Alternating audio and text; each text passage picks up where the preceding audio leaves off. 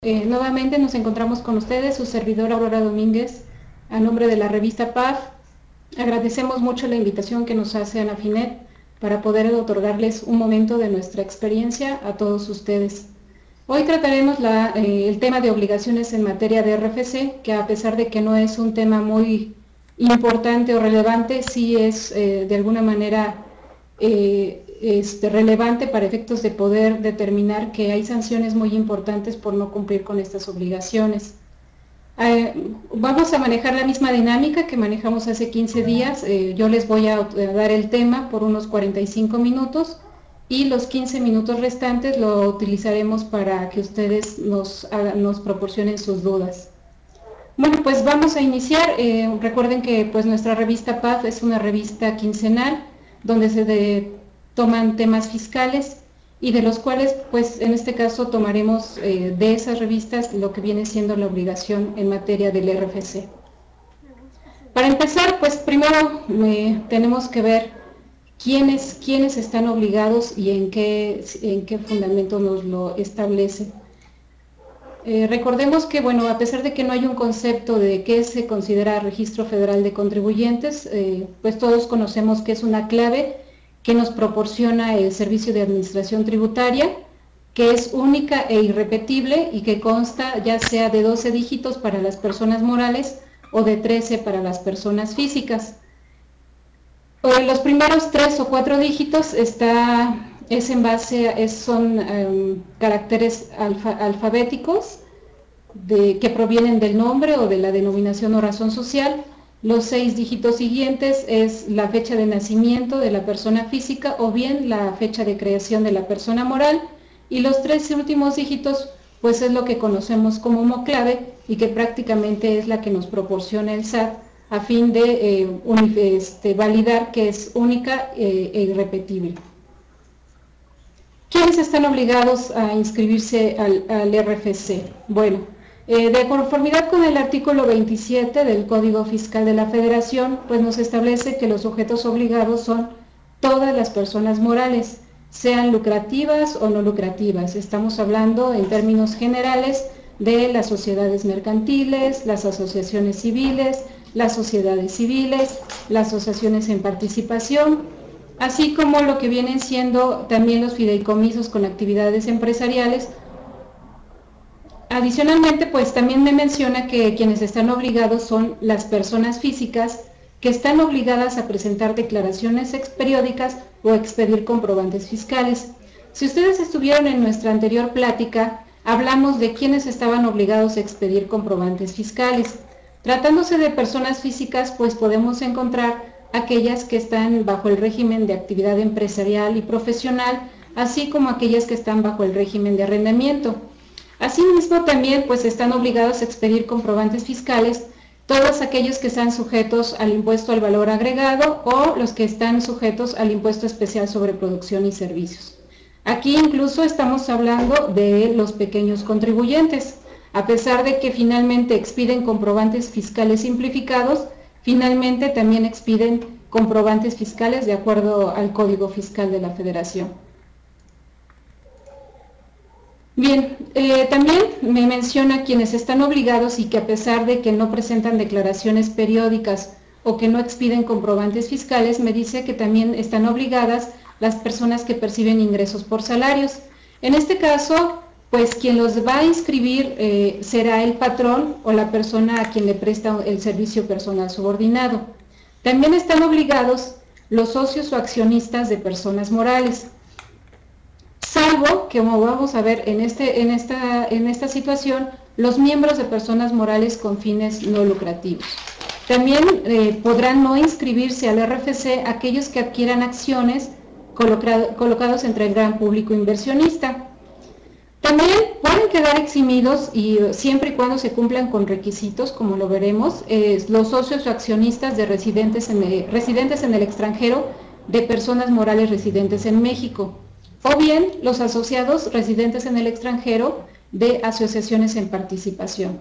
Aquí el mismo código me establece que el requisito para que a final de cuentas no se inscriban al RFC es que la misma persona moral o la asociación en participación presente ante el SAT dentro de los 3 primeros meses del ejercicio una relación de todos estos socios o asociados donde se especifique su identidad, prácticamente su nombre o razón social, su número de identificación fiscal que tengan en el extranjero. Posteriormente vamos a ver quiénes son los que pueden inscribirse al RFC. Aquí los que pueden inscribirse al RFC son las personas físicas y morales que se encuentren residentes en el extranjero, pero que no tengan un establecimiento permanente en el país. Recordemos que las personas morales con establecimiento, residentes en el extranjero con establecimiento permanente en el país, finalmente sí se debe de inscribir al RFC. Y también pueden inscribirse al RFC las personas físicas que no se encuentran obligadas, ya sea bajo que no tienen la obligación de presentar declaraciones periódicas, no están obligadas a expedir comprobantes fiscales, o bien aquellas que no se encuentran asalariadas. Muchas veces puede ser que recordemos que las personas físicas, cuando reciben donativos, premios, enajenan casas habitación cuyos ingresos están exentos, están obligados a declarar esos ingresos de manera informativa ante la autoridad, ya que si no, pues puede considerarse como un ingreso acumulable. Bueno, para poder cumplir con esta obligación, pues se hace a través de la declaración anual, que muchas veces pues las personas físicas, que a lo mejor una ama de casa que recibe un donativo, pues ni siquiera está obligado a presentar declaración anual, pero a lo mejor por el donativo que recibió, pues sí está obligado a presentar a informar a la autoridad que recibió ese donativo. Bueno, pues para poder presentar esa declaración anual, pues necesita su RFC. Bueno, pues en este caso, la persona física puede aplicar esta opción para poder registrarse al RFC sin ninguna actividad, para dar únicamente cumplimiento a la obligación de presentar de manera informativa pues el monto del donativo.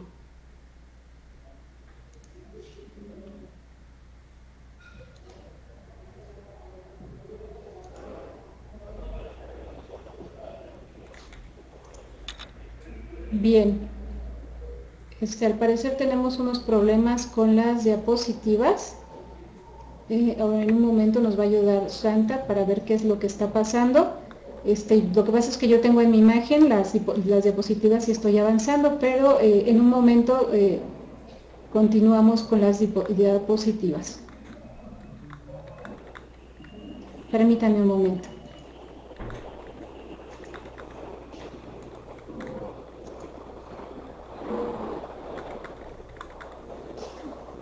Bien, pues vamos a continuar para no interrumpir esto y vamos a ver qué problema hay con las diapositivas.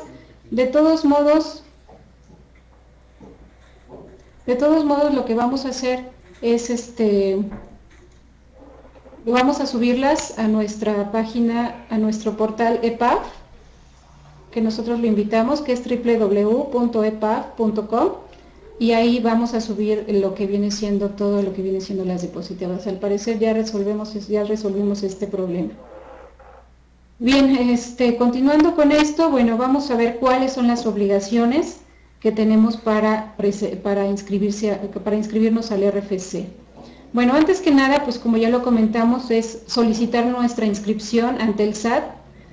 Principalmente o de manera general es dentro del mes siguiente a aquel en que se dé el supuesto.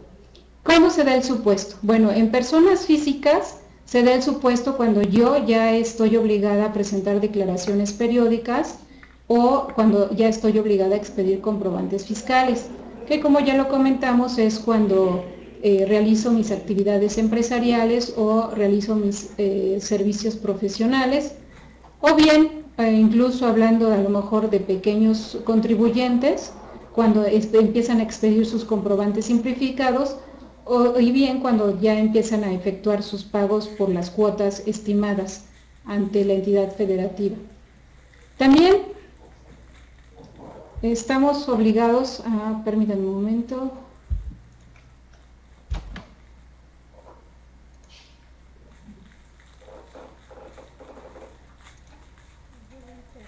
están obligados pues las personas morales en el momento en que se constituyen ante el fedatario público. Actualmente ya tiene varios años que los fedatarios públicos finalmente pueden darles el servicio de inscripción al momento de dar de alta a la persona moral. O bien, ustedes pueden no contratar ese servicio, pero sí tener en cuenta que se pueden dar de alta dentro del mes inmediato siguiente a aquel en que se crea. Para inscribirnos al RFC, la autoridad maneja en su página de SAT una preinscripción, donde ustedes proporcionan de manera general sus datos, su identidad, su domicilio fiscal, así como qué actividades se encuentran realizando. Posteriormente, bueno, ustedes ya acuden ante la autoridad para que con los datos de la escritura pública, lo que viene siendo el acta de nacimiento, su CURP, su identificación oficial, o bien su comprobante de domicilio, pues les otorguen el Registro Federal de Contribuyentes. Aquí es importante comentar que muchas veces la persona física a lo mejor se da de alta sin conocer realmente cuál va a ser su actividad o cuál es el régimen bajo el cual va a tributar, etc. Incluso al momento de que acude ante la autoridad, pues ya no se llena un registro como antes le conocíamos de si va a tributar un régimen, qué tipo de ingresos va a obtener, etc. Sino más bien aquí la autoridad lo que nos hace es un cuestionario.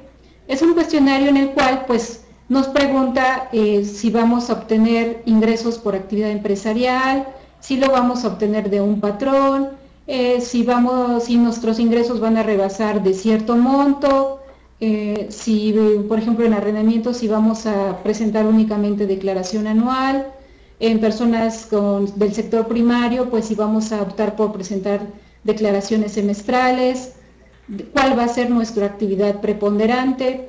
Aquí cuando la persona física pues realiza diversas actos o actividades, pues nada más puede registrar la actividad preponderante. Entonces, no importando cuál sea su actividad preponderante, si además obtiene ingresos por salarios, realiza actividades empresariales, régimen de arrendamiento, pues va a registrar su actividad preponderante, pero no por eso va a dejar de manifestar que también realiza otras actividades.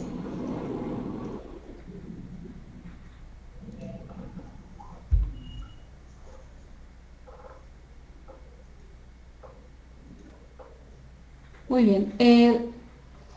Otra de las obligaciones que se encuentran pues es que las personas morales deben de asentar en el libro de socios y accionistas el RFC de cada uno de los socios. Como ya comentamos al principio de la plática, pues los socios y accionistas, a pesar de que a lo mejor no tienen obligaciones más que en su momento presentar declaración anual cuando obtienen dividendos, pues finalmente también se tienen que inscribir en el RFC. Entonces aquí la persona moral, cada vez que celebre una asamblea, sea ordinaria o extraordinaria, tiene la obligación de registrar el RFC de cada uno de los socios y accionistas que asistan. Así, mismo en el libro de socios y accionistas se debe de anotar el RFC de cada uno de los socios. Lo mismo va a suceder cuando se enajenen acciones, lo mismo va a suceder cuando se emitan nuevas acciones y haya nuevos socios. También se deben de inscribir estos RFCs al acta. Por eso es importante que la misma persona moral recabe de cada uno de ellos pues la constancia de inscripción al RFC a fin de poder tener de dónde obtener la información para poderlo anotar en el libro de socios y accionistas. También me menciona el Código Fiscal que yo debo de citarlo en cualquier documento que se presente ante las autoridades fiscales y jurisdiccionales en los que tenga que ver el Servicio de Administración Tributaria o la misma Secretaría de Hacienda.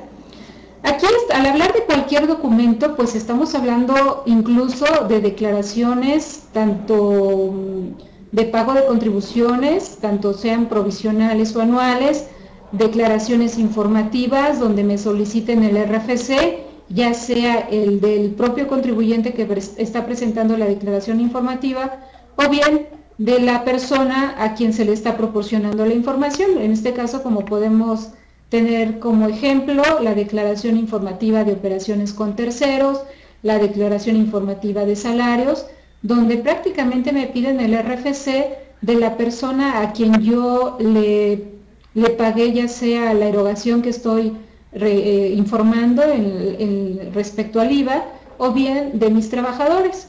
Entonces, finalmente, este documento es muy importante para este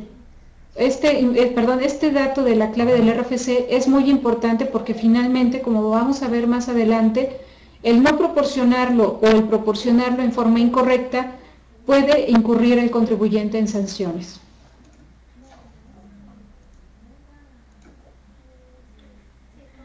Otra de las obligaciones son las que tienen los fedatarios públicos. El Código Fiscal de la Federación pues me establece que el fedatario público tiene la obligación de asentar el RFC de cada uno de los socios en las actas constitutivas o en las actas de asamblea.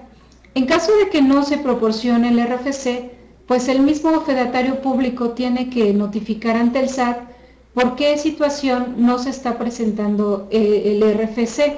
Entonces, sí es importante que al momento de que se vaya a constituir la sociedad, pues se tenga a la mano el RFC de cada uno de los socios. Si por alguna razón es la primera vez que se va a dar de alta el socio o accionista, bueno, finalmente pues se puede dar de alta por anticipado, porque incluso al momento de darse de alta en el RFC, le solicitan el RFC de la persona moral de quien es socio, o también le dan la opción de que puede no proporcionarlo porque no se acuerda. Entonces, puede ser que la persona se registre el mismo día como socio accionista, o bien se puede registrar posteriormente, pero esto se tiene que hacer saber ante el fedatario público para que también a su vez lo haga saber ante la autoridad.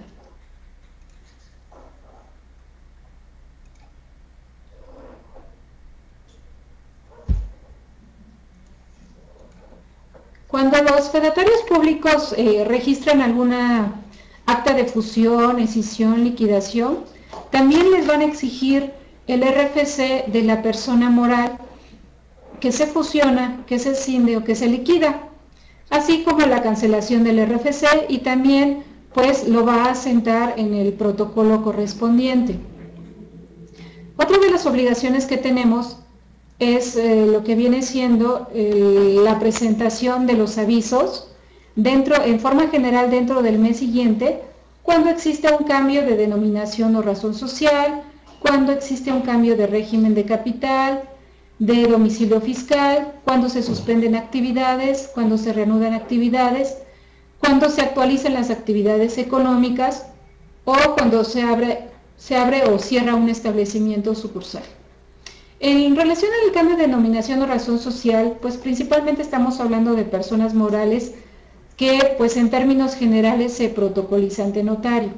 Bueno, hay una regla, y como vamos a ver más adelante, el cambio de denominación, de razón social o de nombre no implica un cambio de RFC. Sin embargo, sí es necesario que se presente este aviso. ¿Por qué? Porque a final de cuentas ese es un antecedente que se va a anotar en el mismo Registro Federal de Contribuyentes para que a su vez pues finalmente se siga manejando el mismo RFC que tenía la persona moral que cambió de denominación o razón social, o de la persona física que cambió de nombre. También se podrá hacer el cambio de régimen de capital. En este caso pues puede ser una persona que sea sociedad anónima y que a lo mejor se convierta en sociedad anónima de capital variable, o una sociedad civil que pueda cambiar como una sociedad mercantil. En este caso también se tiene que presentar un cambio de régimen de capital.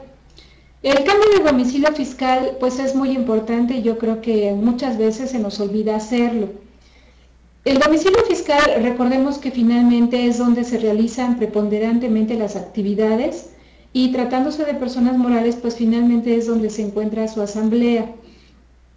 Aquí, en el momento en que la persona física moral cambia de domicilio, tiene un mes para presentar su cambio. Recordemos que en dado caso de que la autoridad inicie sus facultades de comprobación y yo no haya presentado ese cambio de domicilio fiscal, puede llegar a tipificarse como un delito, el cual pues finalmente puede ser sancionado con la privación de la libertad. Por eso es importante que presentemos este cambio de domicilio, que actualmente incluso puede ser a través de internet. Puede presentarse usted a través de mi portal la solicitud de cambio de domicilio, aunque posteriormente va a tener que digitalizar pues lo que viene siendo su nuevo comprobante de domicilio fiscal, así como un plano de donde se encuentra actualmente, porque la autoridad pues tiene la facultad de verificar que realmente el domicilio que yo estoy proporcionando, la persona moral o la persona física realmente se encuentre ahí realizando actividades. También pues se tiene que presentar el aviso de suspensión de actividades. El reglamento me establece que pues la suspensión de actividades se va a dar en las personas físicas cuando ya no exista, cuando la persona física ya no realice actividades por las cuales tenga que presentar declaraciones periódicas. Entonces, este aviso de suspensión de actividades se va a presentar cuando yo efectivamente pues deje de realizar esas actividades y siempre y cuando pues yo ya haya presentado todas mis declaraciones respecto a esas actividades. Puede ser, por ejemplo, que a lo mejor una persona física que realiza actividades empresariales pues cierre su establecimiento, pues podríamos decir el día de hoy. Bueno, pues finalmente todavía tiene la obligación de presentar sus pagos provisionales correspondientes al mes de julio. Entonces, mientras no presente este pago provisional y no presente su declaración informativa de operaciones de terceros y se encuentra obligado, no podrá presentar la suspensión de actividades. La va a poder presentar un día después de que presente estos pagos provisionales. Por eso es que si usted suspende ahorita y a lo mejor decide presentar extemporáneamente sus declaraciones, pues muchas veces sucede que por sistema del SAT se reanudan las actividades. Finalmente, pues el mismo reglamento pues me establece el sustento legal para decir por qué no pudo haber suspendido actividades, dado que tenía que haber presentado esos pagos provisionales primeramente antes de suspender las actividades. Mucho se dio también la suspensión en personas morales, que cuando se cambió el reglamento, pues ya no establecía que era aplicable para las personas morales. Incluso esta suspensión, pues la autoridad no lo está aceptando, precisamente porque pues ya no es posible para la autoridad presentar esta suspensión en personas morales. Sin embargo, pues he de comentarles, y ya ustedes tomarán la decisión, salió una tesis en donde se establece que, dado que la ley del impuesto sobre la renta sí contempla ciertos fundamentos donde la misma persona moral puede suspender actividades, se puede dar la suspensión de actividades, pues la tesis dispone que sí es posible la suspensión de actividades en personas morales, aunque pues al hablar de tesis es importante recordar que pues esto solamente es aplicable o es a la persona que finalmente presentó ante el tribunal esa controversia, y que a lo mejor puede ser favorable para las demás personas morales que presenten la controversia entre tribunales, pero no es un hecho de que se vaya a dar, dado que tampoco es una jurisprudencia. Entonces aquí ya en personas morales es recomendable que pues se acerquen a su abogado fiscalista para que ellos determinen qué tan factible o no es interponer este medio de defensa. Otro de los avisos que tenemos es la reanudación de actividades. Esta reanudación de actividades pues se va a dar cuando nuevamente la persona física o la persona moral comience a realizar actividades. Aquí es importante tomar en cuenta que el dejar de hacer actividades no implica el que únicamente se dejen de percibir ingresos. Muchas veces la persona moral sigue realizando, a lo mejor pagando sus pasivos, recibiendo cuentas en sus bancos, realizando movimientos, compra de activos, etc. Eso no es una suspensión de actividades. Finalmente, la persona sigue reanudando actividades. Entonces, aquí es importante tomar en cuenta que, que si la persona sigue realizando o realizando operaciones en cuestión de movimientos contables, eso no implica una suspensión de actividades. Tiene que seguir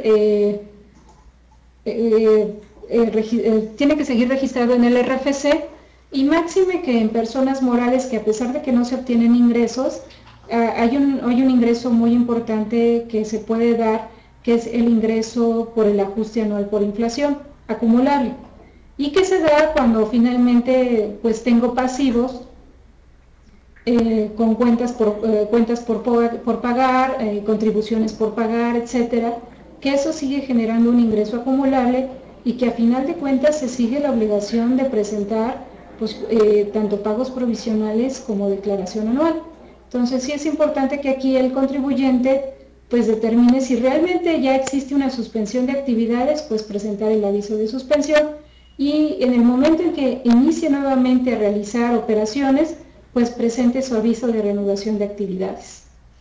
También tenemos otro aviso que se llama la actualización de actividades económicas y obligaciones. Esta actualización se presenta pues principalmente en personas físicas o en personas morales como en régimen simplificado, donde a final de cuentas las personas físicas, principalmente del sector primario, cuando optan por presentar declaraciones semestrales y deciden optar por mensuales, pues tienen que presentar esta actualización de actividades. O también cuando la persona física pues cambia de régimen, por ejemplo, a lo mejor deja de recibir honorarios y va a otorgar el uso o goce temporal de bienes, pues también tiene que presentar esta actualización de actividades económicas y obligaciones. También pues las personas físicas que estaban a lo mejor en el régimen general de actividades empresariales y ahora optan por entrar al régimen del régimen intermedio. O también tenemos a los pequeños contribuyentes que a lo mejor por sus ingresos pues ya tienen obligación de registrarse en la actividad empresarial o profesional o en el régimen de intermedio, donde también van a tener que actualizar sus actividades económicas y obligaciones. También existe otro aviso que es el apertura o cierre de establecimiento, que es cuando las personas abren algún establecimiento, sucursal, algún lugar donde almacenen mercancías, un local fijo, semifijo, o en fin, cualquier lugar que se utilice para el desempeño de sus actividades, pues también tienen que presentar este aviso de apertura o cierre de establecimiento. Muchas veces nos preguntan en nuestra área de consultas si por el hecho de tener un almacén donde no se va a expedir un comprobante, donde no se venden mercancías, pero ahí se tienen las mercancías, nos preguntan si es necesario abrir este establecimiento local. Claro que sí, hay que presentar la apertura de establecimiento, y lo mismo se va a hacer cuando se cierre ese establecimiento. Obviamente, pues el plazo que tenemos para presentar esta obligación es a más tardar hasta un mes posterior a que se dé el supuesto.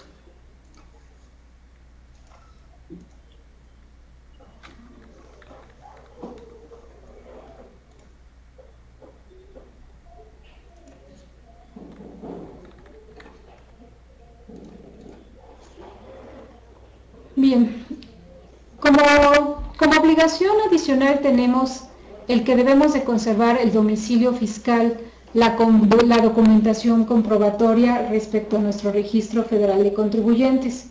Vamos a ver más adelante que esta documentación comprobatoria pues prácticamente es la cédula de identificación fiscal o la constancia de inscripción al RFC. Además de los avisos que ya comenté, finalmente también se tiene la obligación de conservarlos.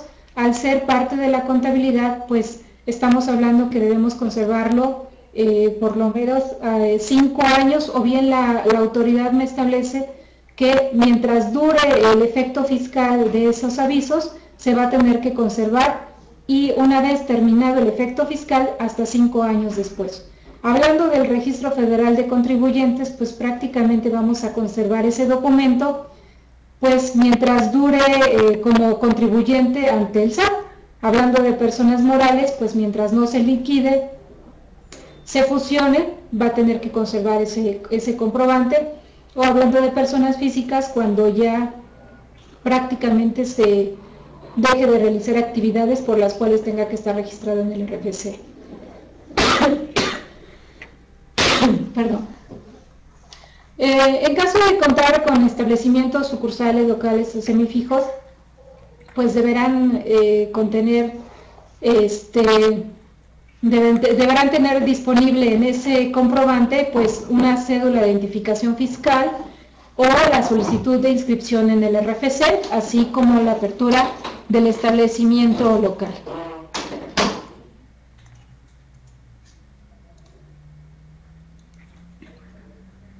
Bien, como ya les había comentado, pues la documentación que proporciona el SAT, pues prácticamente es la constancia de registro en el RFC, cuando yo no estoy obligado a presentar declaraciones periódicas o expedir comprobantes fiscales, y bien, tengo lo que viene siendo la inscripción en el RFC, donde viene ya la cédula, cuando se trate de personas que realmente pues están obligadas a expedir comprobantes fiscales o a presentar declaraciones periódicas.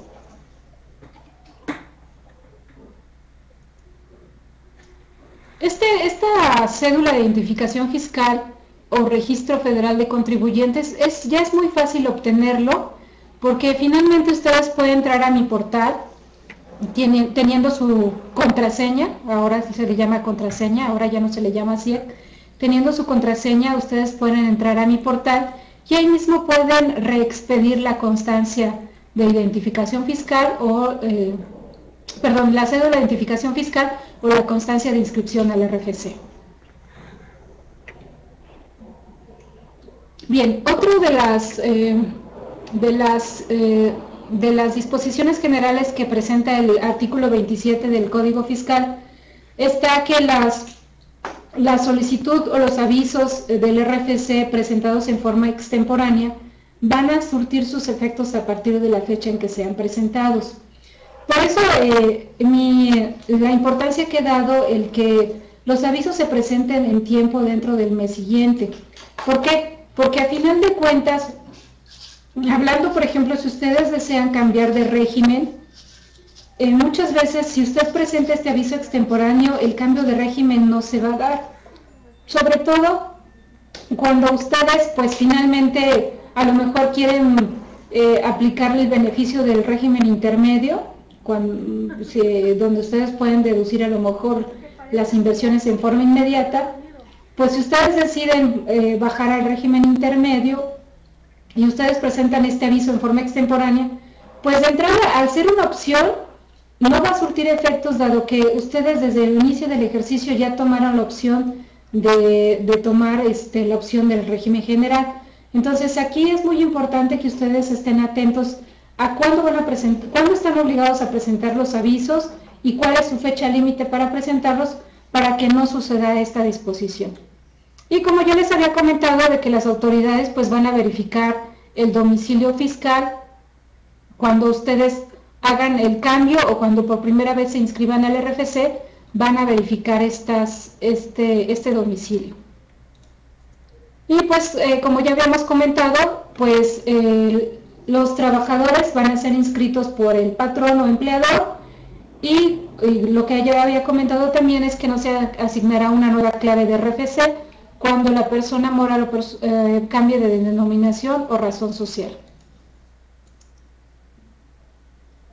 Los pequeños contribuyentes, en este caso, pues ya de un tiempo para acá ya no se tienen que inscribir al RFC directamente al SAT, sino más bien tienen que verificar en su entidad federativa que corresponde a su domicilio fiscal o al establecimiento local, donde se van a inscribir, que prácticamente será en la oficina local de recaudación. Y asimismo, las personas físicas del sector primario cuyos ingresos están exentos pueden inscribirse a través de los adquirentes de sus servicios o bienes.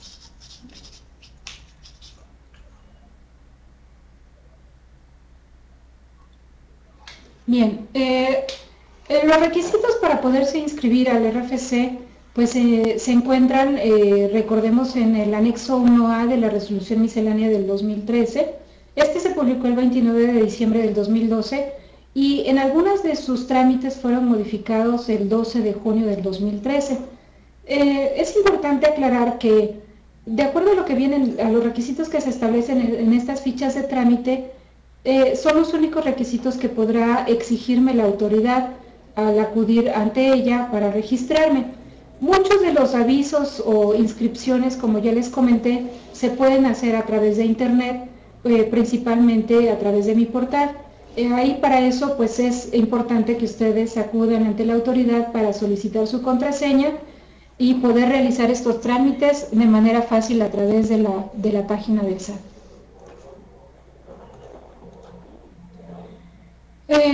Hay una situación que me establece que el Código Fiscal en el artículo 26 me dice que es una responsabilidad solidaria de los directores generales, gerentes generales o administradores únicos cuando no se inscriban al RFC las personas morales a quienes representan o bien no se presente el aviso de cambio de domicilio fiscal. Van a ser responsables solidarios hasta por la parte del interés fiscal que no llegue a ser garantizada o que no sea pagada por la misma persona moral. Las sanciones. Vamos a ver ahora las sanciones por las cuales no solicite su inscripción al RFC, cuya multa puede ir de 2,000 pesos hasta 8,000 pesos. No presentar la solicitud de inscripción a nombre de un tercero, en este caso, ojo, para los patrones que están obligados a inscribir a sus trabajadores, la multa puede ser igual de 2,000 hasta 8,000 pesos. Aquí recordemos que en cuestión de los patrones, pues cuando ustedes contratan a un trabajador es importante que le soliciten dentro de sus papeles, así es como su acta de nacimiento, su CURP, su domicilio fiscal, su identificación oficial. Es importante que ustedes les pregunten a sus trabajadores y sobre todo de manera escrita si se encuentra inscrito al RFC. De ser así, es solicitarle su constancia de inscripción al RFC o bien ustedes inscribirlos al RFC si el trabajador les manifiesta que no está inscrito. O que a lo mejor el trabajador ya había trabajado en otros lugares y sí había sido inscrito por ellos, pero a lo mejor no tiene la constancia. Entonces sí es importante considerar que ustedes verifiquen si el documento lo pueden obtener a través del SAT, acudiendo directamente al trabajador al SAT para poder obtener esta constancia de registro, o bien su contraseña para verificar en el portal, para poder bajar del portal su constancia de inscripción. Por no presentar los avisos o hacerlos extemporáneamente, pero podemos aquí hablar en forma espontánea, no se impondrá ninguna sanción, pero si lo detecta la autoridad, la multa podrá ser de 3,400 a 6,000 pesos o para pequeños contribuyentes de 1,000 a 2,000 pesos.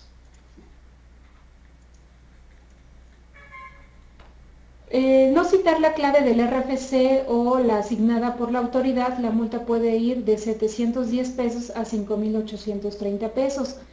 Aquí es importante comentar lo que yo les había mencionado en un principio, que el RFC que ustedes asienten en las declaraciones informativas, pues debe ser el RFC proporcionado por el SAT. Muchas veces pues damos cumplimiento a esta obligación cuando utilizamos los programas que automáticamente nos calculan un RFC con un homoclave.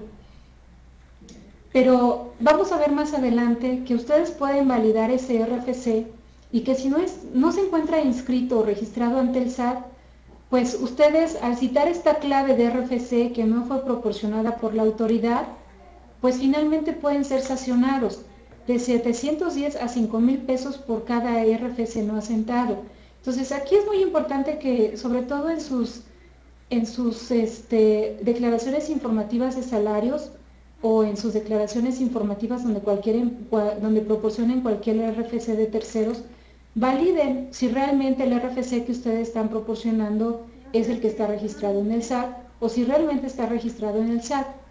También otra de las sanciones que tenemos es el señalar un domicilio fiscal diferente al que al que realmente es, cuya multa va de 2,000 a 8,230 pesos.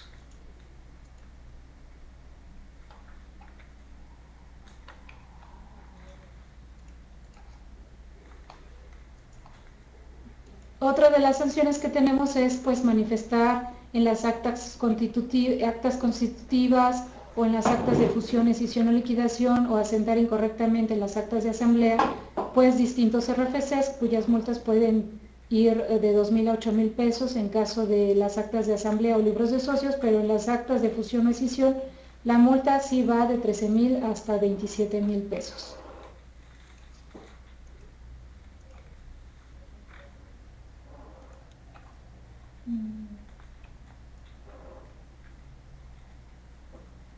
Para los fedatarios públicos, cuando asentan en forma incorrecta el RFC, cuando están obligados, como lo vimos al principio, la multa también puede ir de 13,000 hasta 27,000 pesos.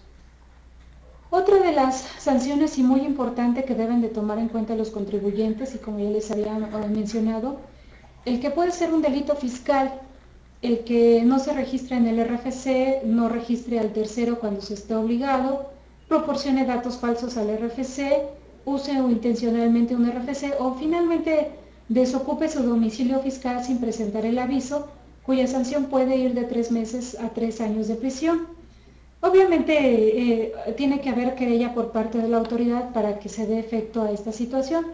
Sin embargo, pues para qué complicarnos de alguna manera la vida y pues finalmente pues si está en nuestras manos estar al corriente de nuestras obligaciones fiscales.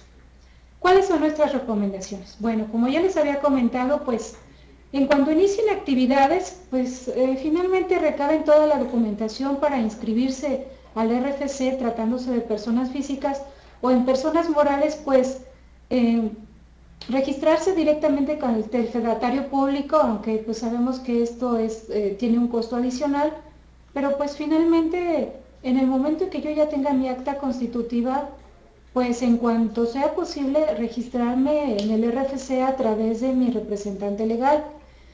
Y también pues cuando se den los supuestos para presentar los avisos, estos pues realizarlos a través de internet.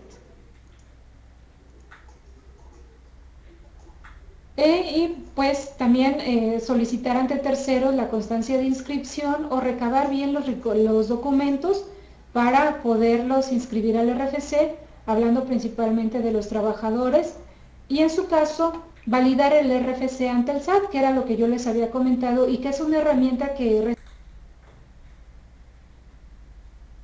recientemente dio a conocer la autoridad, que nosotros podemos utilizar este validador que se encuentra prácticamente en la página de internet del SAT, dentro de oficina virtual, en la sección de consultas.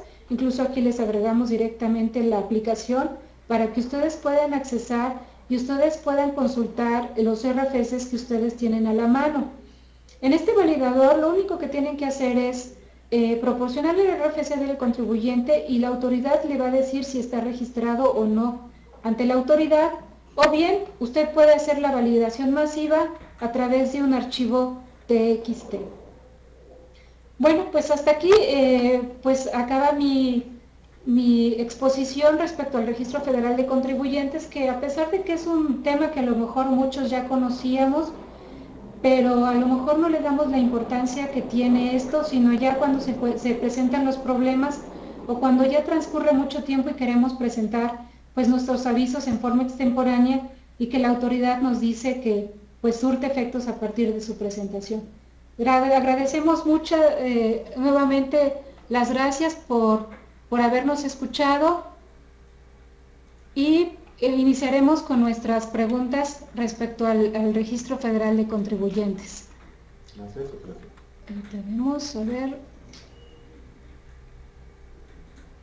Un momento, por favor. Bien, nos pregunta Omar Ávila.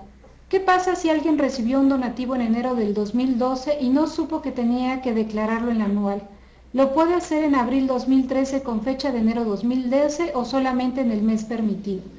Bueno, si estamos hablando de un donativo que recibió una persona física y que en el ejercicio rebasó de los 600,000 pesos, pues está obligado a declararlo en la declaración anual del 2012, perdón, que se presenta en 2013. Entonces, en este caso, pues sí lo va a poder presentar en la declaración anual, pero si no tiene RFC, como ya lo habíamos visto, es solicitar su inscripción sin actividad económica.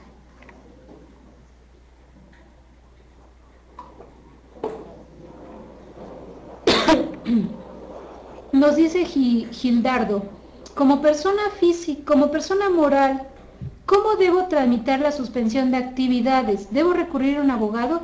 Sí, como ya habíamos comentado, pues sí salió una tesis favorable a una persona moral. Entonces, en este caso sí es importante que se acerque a un abogado fiscalista y le comente de esta situación de respecto a esta tesis y él le comente su punto de vista y hasta qué punto es defendible o no. Carlos Virgen me dice, cuando se considera el inicio de operaciones. ¿Cuándo se considera el inicio de operaciones? ¿Cuando se da de alta en el SAT o cuando se expide la primera factura? Para la sección de preguntas, por favor. Ok, mire, bueno, aquí no me dice Carlos si es una persona física o una persona moral.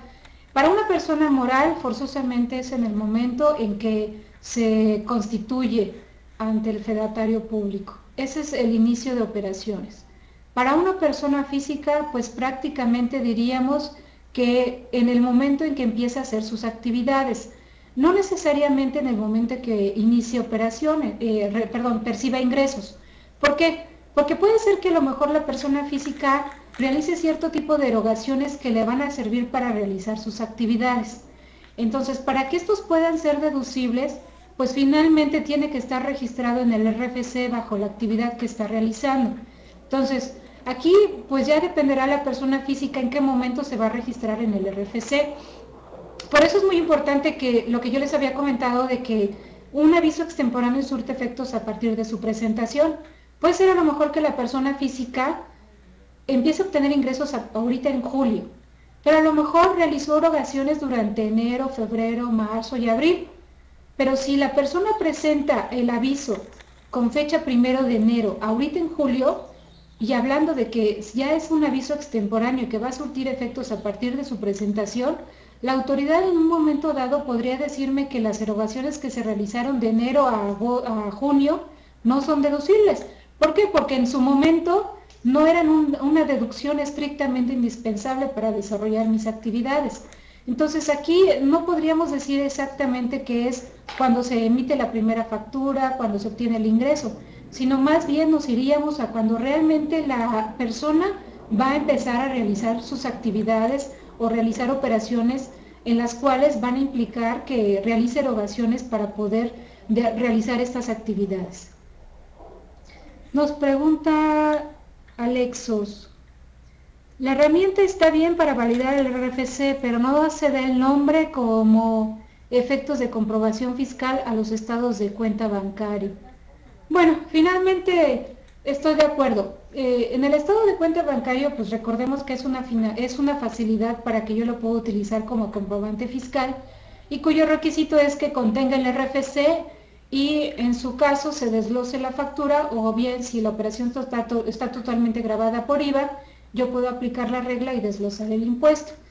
Bueno, finalmente aquí, con el simple hecho de que yo verifique que está inscrito en el RFC, ese estado de cuenta me puede servir como comprobante fiscal.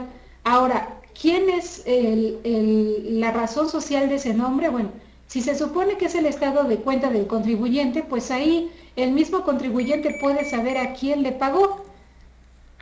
O bien, aunque no es una solución, pues muchas veces si usted pone el RFC en el buscador de Google, pues usted puede encontrar la razón social, a pesar de que no es una forma de comprobación, pero por lo menos usted puede saber la razón social a quién le erogó, a fin de que pues usted pueda identificar el gasto.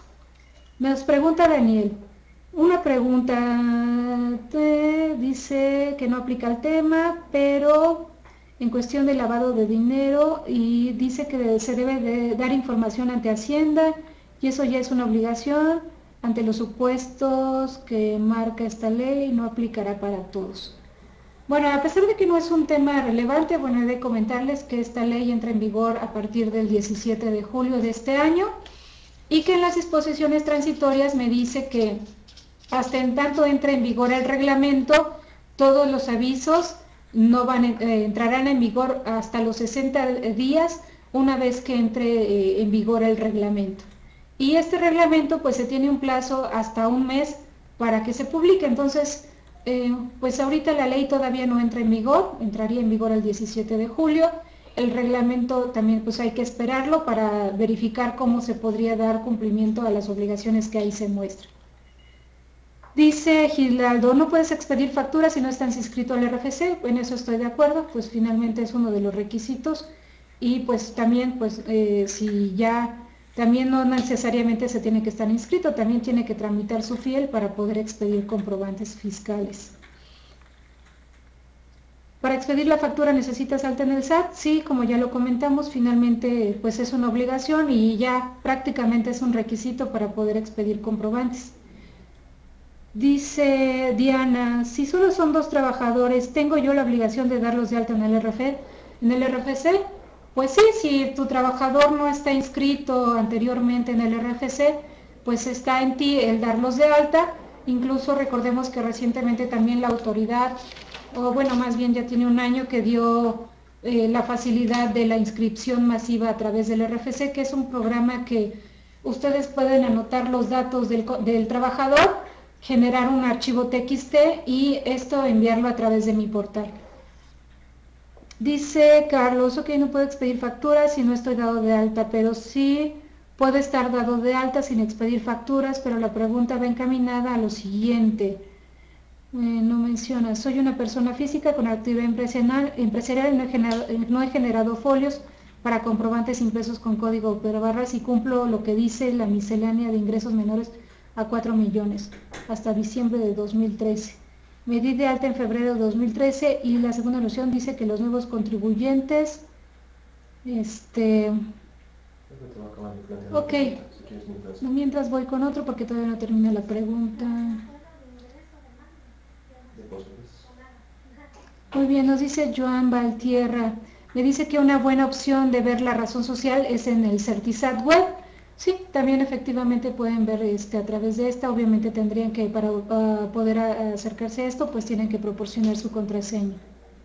José Luis, si yo soy patrón y realizo la inscripción masiva de RFC de 10 trabajadores, pero de los 10 que fueron dados de alta, 8 actualmente están trabajando conmigo, ¿qué sucede? Bueno, si tú en un momento tuviste 10 trabajadores y se fueron 2, pues finalmente no pasa nada porque a estos 10 trabajadores de todos modos los vas a informar en la declaración informativa. Entonces, pues ahí no hay ningún problema. Con el simple hecho de que tú le hayas pagado salario, aunque sea un día, pues tú tienes la obligación de inscribirlos al RFC. A lo mejor más adelante trataremos el tema de la inscripción de trabajadores porque incluso, y aunque no lo traté en este tema, otra de las obligaciones que tienen los patrones es presentar la suspensión de los trabajadores. Entonces es un tema que hablaremos más adelante y que yo creo que es importante que tratemos. Nos dice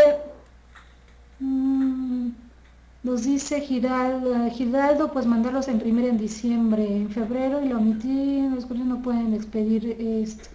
No sé si va en función de la pregunta de Carlos Virgen de que a lo mejor puede ser que ahorita se da de alta como actividad empresarial y sus ingresos pues no han rebasado de 4 millones porque pues apenas inició actividades. Y la regla que va a entrar en vigor el próximo año me dice que los que inicien actividades pues no van a poder aplicar esta regla, no van a poder expedir comprobantes impresos con código de barras bidimensional o los que expidan va a ser siempre y cuando los ingresos del 2012 no hayan rebasado de 250,000 pesos. Entonces, si tú, Carlos, vas a recibir si en 2013 vas a rebasar de los 250,000 pesos, bueno, Por este año sí puedes expedir comprobantes impresos con código de barras bidimensional. ¿Por qué? Porque las reglas que estuvieron vigentes hasta el 31 de mayo del 2013 se pueden seguir aplicando hasta el 31 de diciembre del 2013.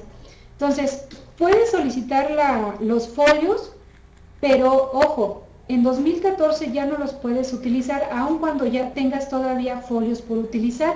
Hay una disposición transitoria de la misma segunda resolución que me dice que los folios asignados y que no sean utilizados, pero que ya rebasaron, pero cuyos contribuyentes ya rebasaron de 250,000 pesos, no podrán utilizar los folios. Van a tener que aplicar el comprobante fiscal digital a través de internet, y pues ya una vez expedidos estos comprobantes ya no vas a poder expedir comprobantes con código de barras. Bueno, pues muchas gracias, agradezco de antemano la invitación de Anafinet, nos veremos en 15 días y pues mucho les agradeceremos que nos envíen sus sugerencias sobre los temas que desean saber. Últimamente, Rocío, sugerencia de tema, devolución de saldos a favor por internet, gracias por transmitir sus conocimientos. Pues yo creo que es un buen tema que quizá hablaremos en el próximo, dentro de 15 días, aquí nos veremos el jueves a partir de la 1 de la tarde. Trataremos, yo creo que es un buen tema para tratar, el de devoluciones y compensaciones, y sobre todo a través de internet. Siri nos dice, hola, si los comprobantes se me vencen en septiembre de 2013 y mis ingresos son ingresos inferiores a 250,000, ¿puedo imprimir nuevamente con código de barras? Sí, incluso como ya les había comentado, las reglas siguen vigentes, incluso ahorita, si un contribuyente en 2012 rebasó de 4 millones, puede seguir expidiendo código de barras bidimensional hasta 31 de diciembre del 2013. Si para el 2014 rebasan de los 250,000 pesos, van a tener que expedir comprobantes fiscales a través de internet. Bueno, pues hasta aquí, pues muchas gracias a Santa y a Miguel Chamlati por la invitación que nos hacen, y pues muchas gracias a todos los foristas de Anafinet. Nos veremos en 15 días. Agradecemos su servidora Aurora Domínguez y por parte de la revista PAF sus atenciones. Los invitamos nuevamente a que visiten nuestro portal www.e-paf.com y pues vean nuestras promociones que tienen para nosotros. Muchas gracias y hasta pronto.